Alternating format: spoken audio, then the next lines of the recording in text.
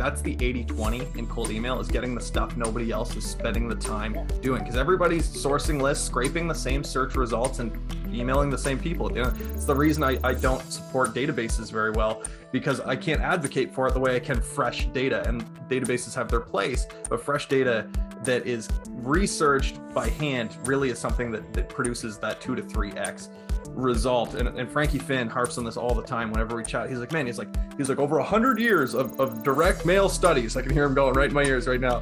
He always says that 60% of the results of those conversions come from the list, and 30% of the offer, and 10% is the call to action.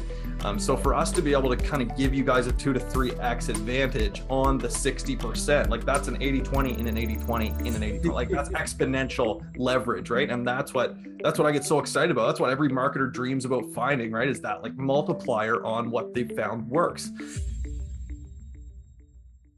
Welcome to Show Me the Nuggets, where each week Joe chats with world-class entrepreneurs to find out the key principles, strategies, and processes that lie behind their outstanding achievements. Now, your host, the no bullshit serial entrepreneur, Joe Troyer.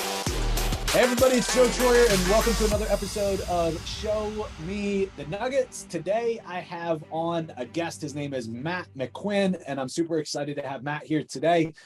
Man, I am so honored to be able to have on awesome guests on the podcast every single week. I get to pick their brain. I get to see what's happening, and you get to be a fly on the wall for the conversation. And I'm sure today is going to be awesome. So for those of you guys that don't know Matt runs a company called Coldlytics. And really, I just started using and working with Coldlytics over the last couple of months, and really was the first time I heard about them. And you guys are in for a treat today. I'm super excited. I'm not going to blow the surprise of what it is they do and everything else, but we'll get started here. Matt, welcome officially to the show. Yeah, man, thanks for having me on. I think it's good to share from a founder's perspective, because I'm solving a problem with Coldlytics that I experienced in an agency when I ran operations in an agency. It was my biggest issue, so I'm super passionate about it and excited to chat with you. Perfect. So I'll let you address the elephant in the room. What the heck is Coldlytics? So Coldlytics is a platform that combines the best of automation and human intelligence to create fresh lists. And I can confidently tell people that we have the best data in the industry for marketing agencies, because it's fresh, and you can't beat fresh. And it's not just like you scraped LinkedIn and got a list back and it's full of emojis and people that shouldn't have even been on the list, even though, you know, you have your Sales Navigator account. Like, these are the problems we're solving by combining people's intelligence with automation tools, right? Rather than having to do that in your agency, create SOPs, train VAs, do all that nonsense. That's super, super difficult to scale and frustrating. We said, what if there was just a platform that said, hey, what if you got good data when you paid for it in the first place? And that's kind of what we're here doing. Yeah, man, I love it. It obviously solves a big problem. Like you said, obviously it was built because you needed it, right? You saw the need and saw the opportunity. And obviously I'm a customer of yours because we have the same problem, right? So, in training lots and lots of marketing agencies, on how to do outreach, our community has done really, really well with cold email. But one of the secrets I always tell people is, like, once they got their campaign up and running and it's working, like, go after the data that was missing, right? From your lead sources, go after the bounces. And here's a process. Here's our processes for going and finding the right information. And, it was really hard to get people to do it because it sucks, right? But the people that embraced it and really went for it, they absolutely murdered it with their cold email and their outreach. Like, their success, I'm sure, probably doubled, right? Because they're outreaching to prospects that the typical scrapers aren't grabbing. It was the unknowns, right? The blank data sources. So definitely excited to jump more into Coldlytics here. But before we do, man, let's talk about how you ended up in this crazy digital marketing world and ended up being the co-founder of Coldlytics. Cool. Yeah. So a little brief kind of background on me. I went to college here locally in New Brunswick, Canada, for marketing, and I learned everything about marketing that mattered 40 years ago and nothing that mattered today. And I remember chatting with my peers and people in my class, say, like, man, like, somebody, some gym guy paid me in Missouri to, like, consult on ClickFunnels. And I was like, I don't even know what that is, man. I was like, I've been looking at this for like 2 weeks now, and, like, he wants me to work for him. And I was like, there's so much low hanging fruit out here that that nobody's getting after. And I kind of realized there's this whole culture of young agencies and people out here that want to get after it. And they're really excited about what tech is doing to marketing and not the Coca-Cola campaigns that you study in school. So that was kind of what piqued my interest. And I took on a director of operations role with an outbound agency called Outflow.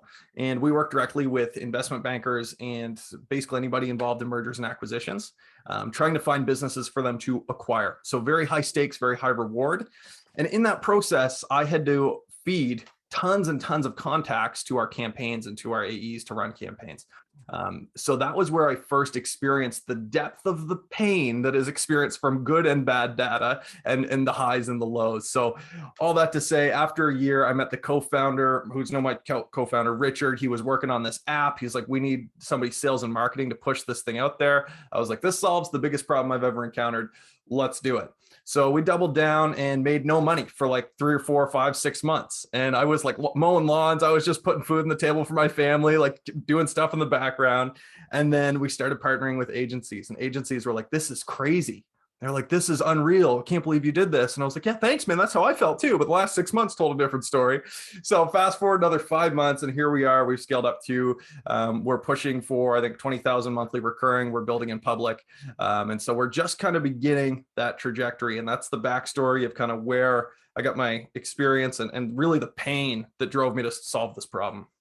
That's awesome, man. First off, congratulations, right? Definitely in order. It's funny, like you saw the problem, you saw the opportunity, this thing's going to be a home run, right? And then, you know, it wouldn't be a complete hero's journey if you didn't have to go through the struggles, right? Like 100%. You know, it took you guys a little bit of time to find the right target market that really understood the value proposition. That's right. So I'm curious, is today marketing agency still your top customer base or customer type? Yeah, we're actually actively developing for agencies specifically. So every decision we make in the product, in our community, it's all geared towards agencies right now. And for the foreseeable future, that's our core focus, because those are the guys that we're changing lives for in their agency, in their clients' lives, the people we sell them on a list, right? So that's where we're focused on doubling down. Yeah. Perfect, man. That sounds great. So when I think of Coldlytics, right, I kind of hit what I think about. I think about like all these scrapers and all these sources. It's where everybody's getting their data, right? And it's incomplete, it's inaccurate, there's mistakes in it. And if you're just using that, you're kind of just skimming the top, right? Like you're really leaving so much opportunity behind. And you guys really come through with a fine-tooth comb, right? And really append data, add data, find good data. Is that really the big value proposition, or am I missing something in what you guys do? I want to make sure we get an accurate representation of Coldlytics. Yeah, totally. I think it really just comes down to this. We're providing fresh business to business contact lists that nobody else has.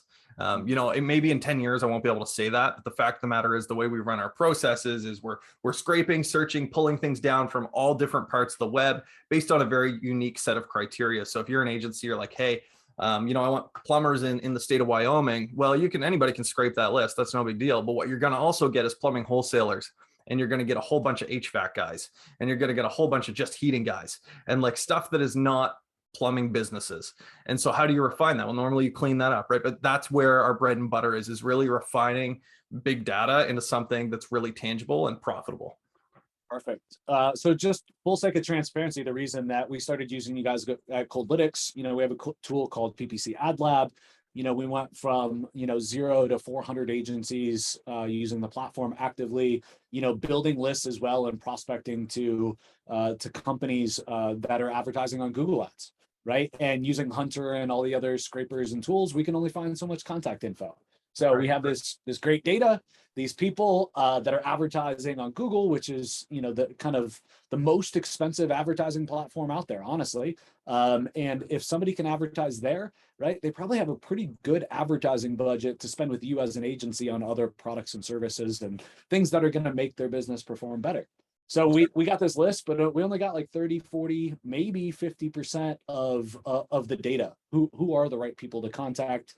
And so we started working with you guys for that. And I got to tell you, it's been working really, really well. I think I was looking at some of the stats earlier. I think our response rate, our reply rate on cold outreach to the prospects that you've given us is somewhere between a 2 and a 3x increase.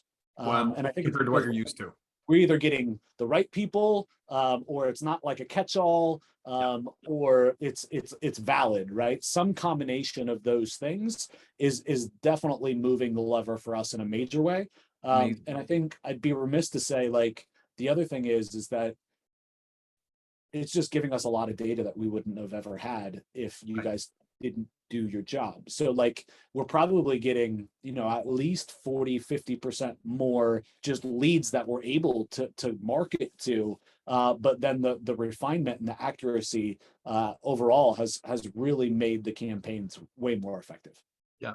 You said something that stuck with me at the beginning of this podcast, which was that your clients were going out and they're going and filling in those invalid emails and catching the stuff that they missed. And really that's the 80-20 in cold email, is getting the stuff nobody else is spending the time doing, because everybody's sourcing lists, scraping the same search results and emailing the same people. It's the reason I don't support databases very well, because I can't advocate for it the way I can fresh data, and databases have their place, but fresh data that is researched by hand really is something that produces that 2 to 3x result. And Frankie Finn harps on this all the time whenever we chat. He's like, man, he's like over 100 years of direct mail studies. I can hear him going right in my ears right now.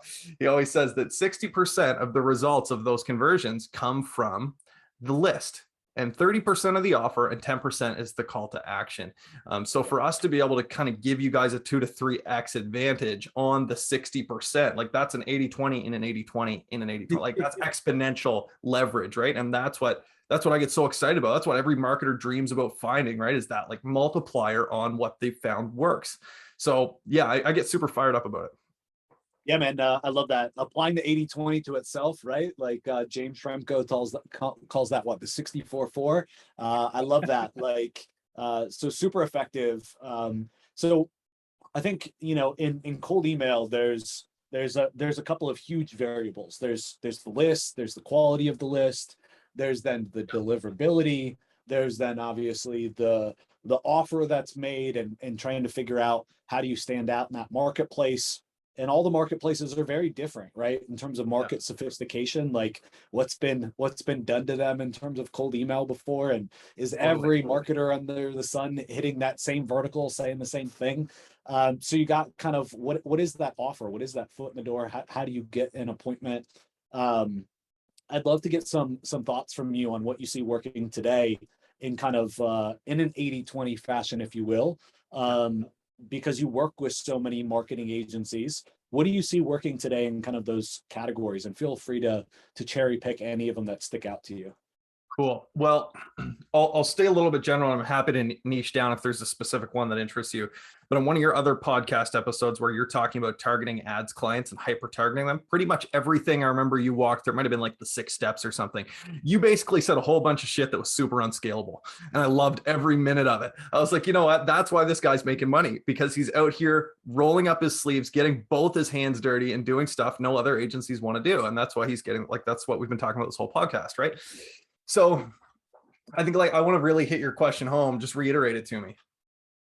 Yeah. So like, you guys are handling kind of the data acquisition side, data quality, lead quality, getting the right contact, getting the most contacts. So you guys are really dominating that side. And when you talk with your clients that are doing well with outreach, with those leads, like what are some of the top tips or the top things that you see that they're doing with that data? Yeah. And some of you guys, if you guys have been listening to Joe's podcast for a while, you're going to hear things you've already heard, and that's a good sign.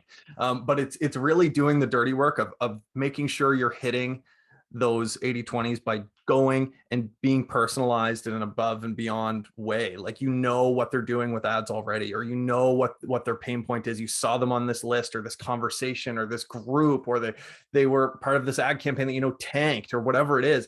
Like, if you can hit those things that nobody else is looking for, everybody's looking for the merge tags that they can fill in their cold email automation. Like, that's what everybody's looking for, and that's why nobody is really, everybody's calling like cold email's dead. Like, it's not dead. It's dead because people are beating a dead horse over and over and over again, expecting to get something new and lively out of it, but it doesn't work that way.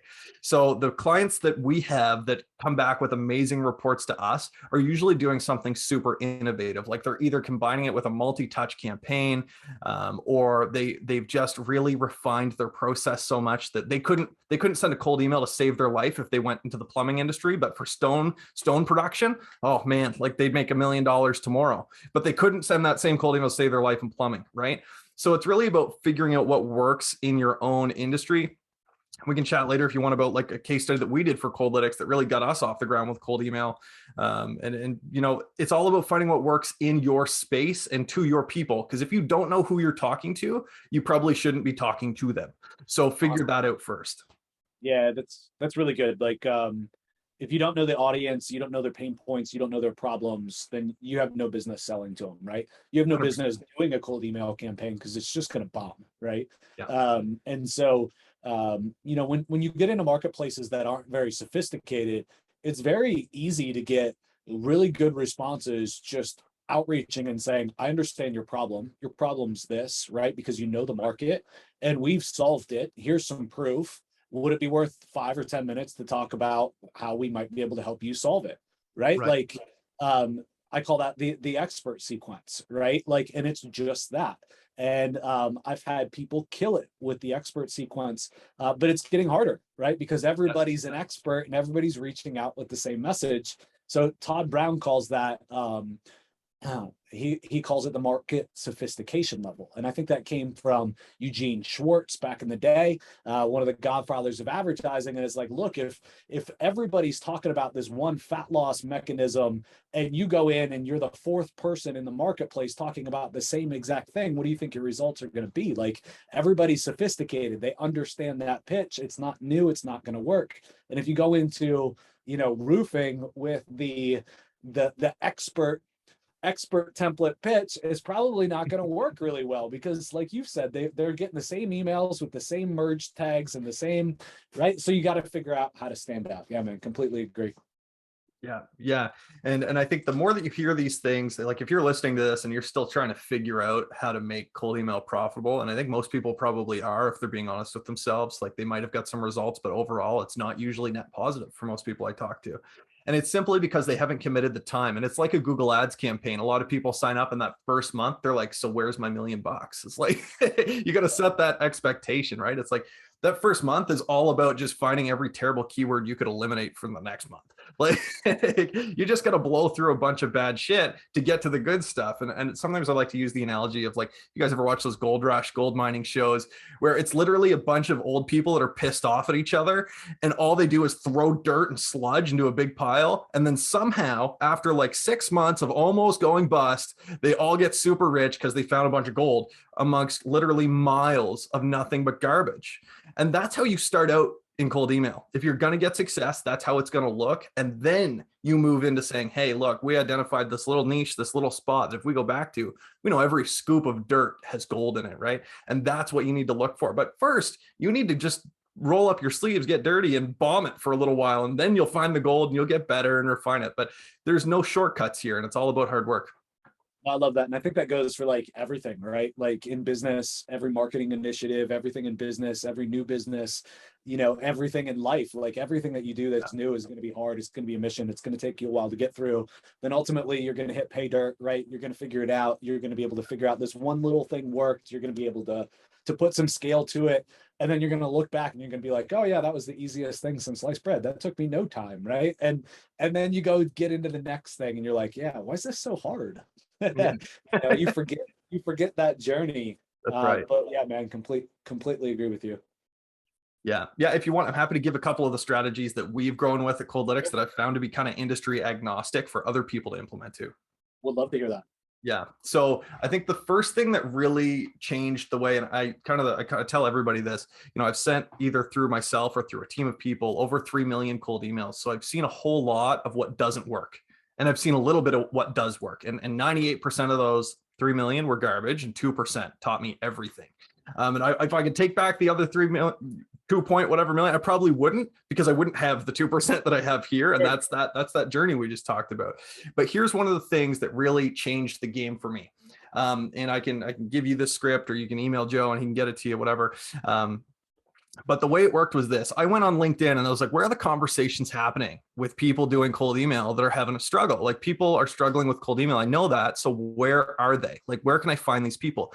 And so I found some thought leaders. And that's the first thing. Like, if you're taking notes, if you've got your phone out, like, jot this down, find thought leaders amongst your target audience. And some people ask me, like, what's a thought leader? It's just somebody that's got expertise on what you solve as a problem.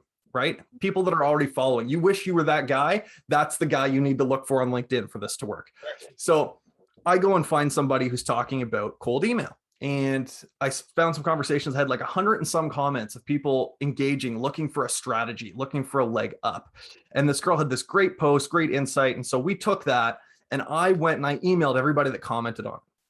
And I said, hey guys, hey Joe, saw you commented on Russell Brunson's post about ClickFunnels and the conversion hack that he 10x with Grant Cardone, whatever. Like, that's hyper focused. You're like, oh yeah, I think I saw that or something. Like, it sounds kind of familiar. And so you can't help yourself but open it. And the subject line was just, saw your comment on LinkedIn. That's all that it was. So it kind of triggered this thing in your head where you're like, oh man, I got to see what this is at least, right? Just to get it out of your way, like not lose sleep over it.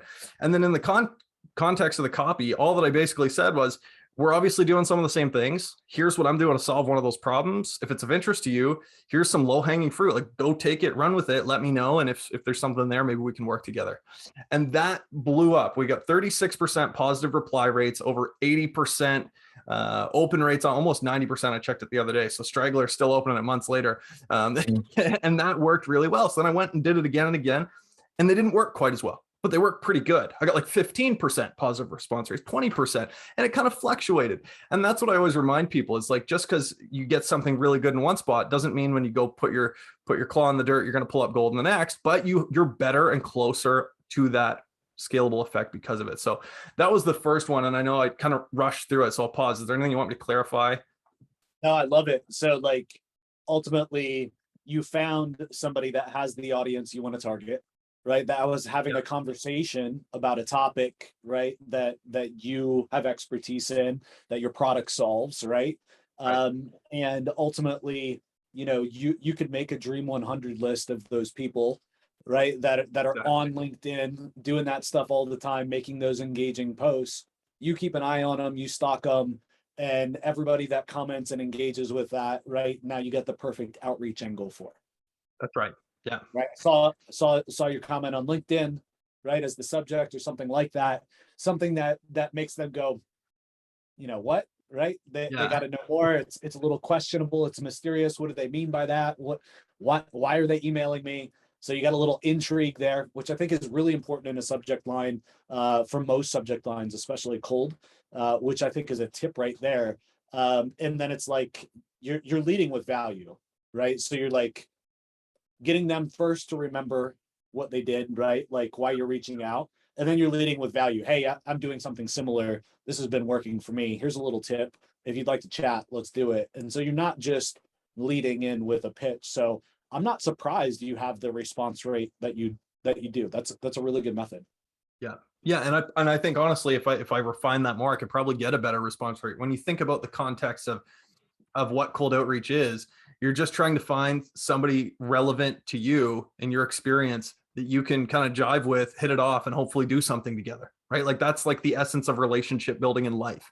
And it carries into cold outreach. So there's another one. If you try and do this, you're like, dude, there's no comments. Nobody's commenting on this stuff. Like our niche is so dry and boring. Like nobody cares about like refining, minerals. Like he wants to learn about funeral homes. Yeah, exactly. That's not a hot topic.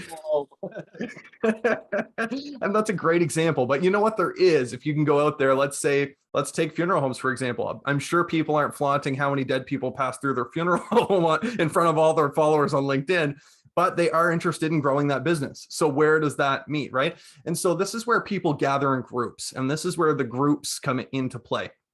If you can find a relevant Facebook group or LinkedIn group, you can use other tools. You can do this with Coldlytics.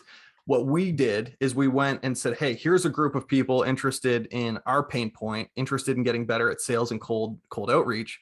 let's send a message to them that sounds something like this. And I think we used a subject line. I'm just trying to recall off the top of my head. It was basically, saw you in the, the Lempire group or something like that. And then the message just says, hey, saw we both engaged with something on the Lempire group, whatever it is. And then just went into basically the exact same thing we did in the first email, which is like kind of a bit of a give and low hanging fruit, just something easy for them to say yes to and start that relationship building. And that worked out really well too. And sometimes you won't get that first one. Like the first one is the 80-20 and the 80-20, where that's like the cream of the crop. Hey man, you commented saying, you literally raised your hand and said, I suck at this and I need help, right? If you can call somebody on that, they're hard pressed to say, no, you're wrong. But if they're in a group, then you at least know that, hey, they've identified, raised their hand and said this much. I identify with all the problems all these other people have, and I'm in this group because I'm going to get better.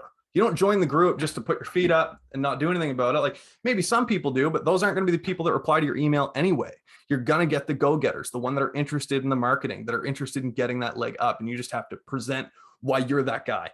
So those are two examples I like to use, but there's all kinds of ways that you can reinvent, social networks and things that exist already to produce for you. The two campaigns that you talked about, I think are brilliant. And I think that they're brilliant because both of them have built-in intent and a reason why you're reaching out. Yeah. I find that a lot of people, when I look at their cold email, right, they're like, Joe, could you take a look at my cold email campaign? It's not working. And there's no reason why, right? And there's no intent behind it. And they're just so watered down and like everybody else. Like you're going after somebody that's basically raised their hand, right? Like it's going to be very, very hard for them to say, no, I'm not interested in that. Why the hell did you reach out to me, Matt? Like I'm not interested in growing my agency. Exactly. And here's the thing, like you can get shot down on campaigns like that, but you still know the truth. If you identify them there, you still know the reality of it. So even if you get shot down, you can throw your Hail Mary email and send them like, hey, all good, man. Obviously it's not a fit. Take this thing I found, take this PDF we made, whatever, and hopefully it makes you a couple bucks. And if it does, maybe you can let me know. But like, oh, I'm so glad you brought that up. Yeah. So one of the biggest tips with cold email is like, even when you get the no's or the snarky no's or the fuck yous or like, you always get the asshole comments or you get the no's. Whenever you don't get anything but what you want to happen, always apologize like you just did. Be graceful about it, right? And then over deliver like a motherfucker, right? And give them something of huge value for free and apologize. My bad, bro. Let me make it up to you. Here's something that might help you. And those no's we get to turn into more yeses than original yeses that we got just because we didn't fucking give up. Right. Yeah. 100%. 100%. And if you've studied mirroring or any of what's that, do you know who I'm talking about? The guy who studied the negotiator, FBI negotiator. Yeah.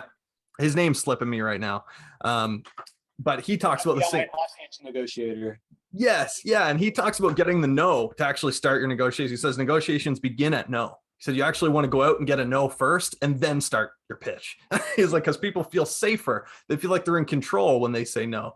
So if you give them an environment to decline, then that puts them back above you. And that's where most people are, quite frankly, comfortable. They want to be over top of you and feel like they've got the upper hand at all times. It's just a weird humanistic thing. So if you can feed into that, then actually, it carries into many other sales environments too. Like I used to sell furniture. That was my first sales job. And I remember the owner of the store told us, he said, guys, if you have a problem, if you see an opportunity for a problem, he said, this is going to sound funny, but like you need to make it a thing. He's like, if you can solve that problem, that person statistically is way more likely to buy furniture here for the rest of their lives than any of our other customers. So I'm not telling you to make problems, but I'm telling you to go find them. He's like, I was like, interesting. Okay. But that's the reality of it. It's like people are looking for those relationships that also produce for them. You may be able to produce, but if you're a total asshole, 90% of the population is just going to say, too bad, man. I don't have time for that kind of, communication, even though you could make them $1 million. So I think you got to, don't forget to be human when you're doing cold outreach. So many of us are like, I got the list, I got the stats, I got the script, let's hit go. It's like, well, yeah, but why? Like you got to have that why in the message. For sure. Chris Voss is that guy's name. Chris Voss. Thank you. I couldn't sit here for the next however many minutes and have that running through my head, so I had to Google it. So Chris Voss is the name, and yeah, good book. I've heard him speak a couple of times too. The no's lead to a lot of yeses if you aren't afraid to respond to them. I was just thinking one of my friends, he joins in every niche he goes after, he joins the associations, right? And the reason he joins the associations is for outreach, like for a reason why, right? So when he reaches out cold, it's like, hey, I just joined this association we're both members of, and I insert problem, right? I noticed that everybody in the association's got this problem, and so I'm solving it for free for everybody in the association. Let's jump on a call. Kills it every time. Why? Because he's got a reason why. Like, and he's got a good offer. And it's like, okay, yeah, sure. Like, he's one of us now, so he wants to help us. All right, I understand. If it was just like, I'm cold emailing everybody inside the association to offer them this, it wouldn't work. But like, somehow, because they're equals now, they're both in the association, it's like, you're like me and you want to help me? Sure, no problem. Yeah. Don't sleep on that ability to buy rapport. It's really what it is. It sounds narcissistic, but that's what you're doing. You're buying into, if you buy into your local chamber of commerce, everybody else paid their $200 yearly fee to be there. So if you're emailing another small business owner, then you can immediately say something common ground. If nothing more than the fee you paid and the place you live, you have common ground with that person. And so hopefully you can get creative if you're an agency owner and think of something better than those two talking points. But I'll be damned if you pass up some of the lowest hanging fruit out there. So don't sleep on those opportunities to find your people. Conventions, trade shows, yes, they're expensive, and it doesn't mean you have to attend with a booth, but it does mean you should look at who's going and who's going to be there and who's talking, because those are all constantly refreshed environments of prospects for you. Thanks for tuning in and Show Me the Nuggets. If you've been enjoying the podcast and find our content helpful, please visit our Apple Podcast page, hit the subscribe button, and leave us a review. Joe and the whole team have been working hard to bring more value to the show. Your feedback will go a long way in helping us make the show better and reach a wider audience.